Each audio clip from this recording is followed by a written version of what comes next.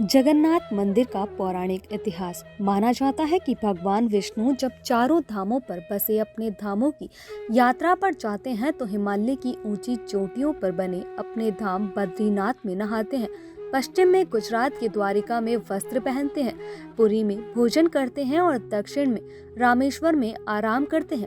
द्वापर के बाद भगवान कृष्ण पुरी में निवास करने लगे और बन गए जग के नाथ अर्थात जगन्नाथ। पुरी का जगन्नाथ धाम चार धामों में से एक है। यहाँ भगवान जगन्नाथ बड़े भाई बलभद्र और बहन सुभद्रा के साथ विराजते हैं।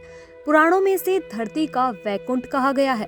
यह भगवान विष्णु के चार धामों में से एक है। इसे श्री क्षेत्र, श्री पुरुषोत्तम क्षेत्र, शाक क्षेत्र, नीलाचल, नीलगिरी और श्री जगन्नाथपुरी भी कहते हैं। यहाँ लक्ष्मीपति विष्णु ने तरह तरह की लीलाएं भी की थी। ब्रह्म और स्कंद पुराण के अनुसार यहाँ भगवान विष्णु पुरुषोत्तम नील माधव के रूप में अवतरित हुए और सबर जनजाति के परम पूज्य देवता बन गए। सबर जनजाति के देवता होने के कारण यहाँ भगवान जगन्नाथ का रूप काबिलाई देवताओं की तरह है। पहले कबीले के लोग अपने देवताओं की मूर्तियों को काष्ठ से बनाते थे। जगन्नाथ मंदिर में सबर जनजाति के पुजारियों के अलावा ब्राह्मण पुजारी भी हैं। ज्येष्ठ पूर्णिमा से आषाढ़ पूर्णिमा तक सबर जाति के देदापति जगन्नाथ जी की सारी रीतियां और पूजा अर्चना करते हैं। स्कंद पुराण में पुरी धाम का भौगोलिक वर्णन मिलता है। स्कंद पुराण में अनुसार पुरी एक दक्षिणावर्ती शंख की तरह है और यह 5 कोस यानी 16 किलोमीटर क्षेत्र में फैला है माना जाता है।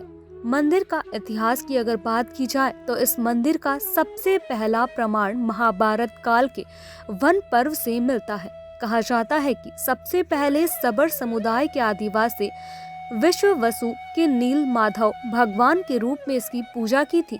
आज भी पुरी के मंदिरों में कई सेवक हैं जिन्हें देदापति के नाम से जाना जाता है। राजा इंद्रद्युम्न ने बनवाया था यह मंदिर। राजा इंद्रद्युम्न मालवा के राजा थे जिनके पिताजी का नाम भारत और माता श्री का नाम सुमति था। कहा जाता है भगवान जगन्नाथ ने राजा इंद्रद्युम्न को सपने में दर्शन दिए थे। कई ग्रंथों में राजा इंद्रद्युम्न और उनके द्वारा किए गए यज्ञों के बारे में विस्तार से लिखा हुआ है। उन्होंने यहाँ कई विशाल यज्ञ भी किए और एक सरोवर का निर्माण भी करवाया। एक रात भगवान विष्णु ने राजा को सपने में दर्शन दिए और कहा, नीलांचल पर्वत की एक गुफा में मेरी एक मूर्ति स्थित है जिसे नील माधव कहा जाता है। तुम मेरा एक मंदिर बनवाकर उसमें मेरी यह मूर्ति स्थापन करवा दो। राजा ने अपने सैनिकों को नीलांचल पर्वत की तरफ मूर्ति की खोज में भेज दिया। उसमें से एक था ब्राह्मण था जिसका नाम विधापति था। वह बहुत चतुर था। विधापति ने सुन रखा था कि सबर कबीले के लोग नील माधव की पूजा करते हैं और उन्होंने अपने देवता की इस मूर्ति को नीलांचल पर्वत की गुफा में छिपा रखा है। उसे यह भी पता था कि सबर कबीले का मुखिया विश्व वसु नील माधव का सबसे बड़ा उपासक है और उसी ने मूर्ति को गुफा में छिपा रखा है। चतुर विधापति ने मुखिया की बेटी को अपने रूप मोह में फंसा करके उससे विवाह कर लिया और फिर आखिर उस लड़की यानी अपनी पत्नी की मदद से नील माधव की गुफा का पता लगाने और वहां तक पहुंचने में सफल हो गया और उस मूर्ति को लाकर राजा को सौंप दिया। विश्व वसु अपने आराध्य देव की मूर्ति चोरी होने से बहुत दुखी और उदास हुआ। अपने भक्त के इस दुख के से भगवान भी बहुत दुखी हुए और भगवान गुफा में पुनः लौट गए। लेकिन साथ ही राजा इंद्रद्युम्न ने से वादा भी किया कि वो एक दिन उनके पास जरूर लौटेंगे, बशर्त कि वो एक दिन उनके लिए विशाल मंदिर निर्माण करवा दे।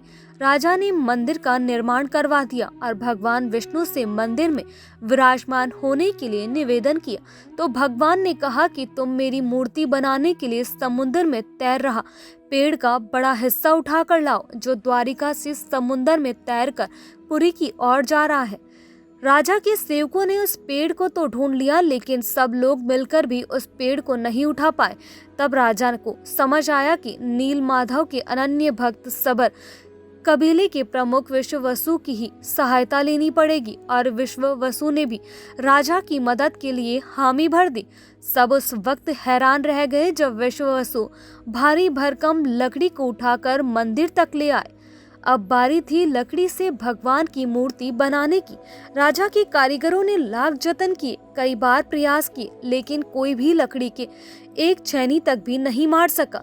तब तीनों लोग के कुशल कारीगर भगवान विश्वकर्मा ने एक बूढ़े व्यक्ति का रूप धारण कर लिया और राजा के पास आए। उन्होंने राजा को कहा कि वे नील माधव की मूर्ति बना सकते हैं, लेकिन उनकी एक शर्त है, वे 21 दिन में सभी मूर्तियां बना देंगे, पर उन्हें एकांत चाहिए और उन्हें कोई देख ना पाए। साथ ही उन्होंने अपनी शर्त भी रखी कि वे 21 दिन में मूर्ति बनाएंगे और अकेले में बनाएंगे। उनकी शर्त मान ली गई।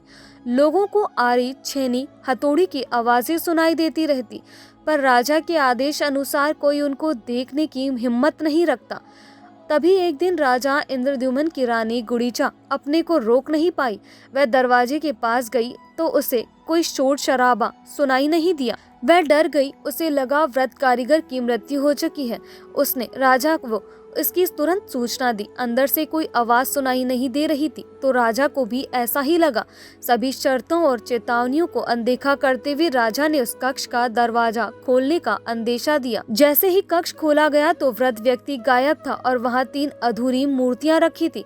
भगवान नील माधव और उनके भाई के छोटे छोटे हाथ बने थे, लेकिन उनकी पैर नहीं थे, जबकि सुभद्रा के हाथ पांव दोनों ही नहीं थे। राजा ने इसे भगवान की इच्छा मानकर इन अधूरी मूर्तियों को ही स्थापित करवा दिया।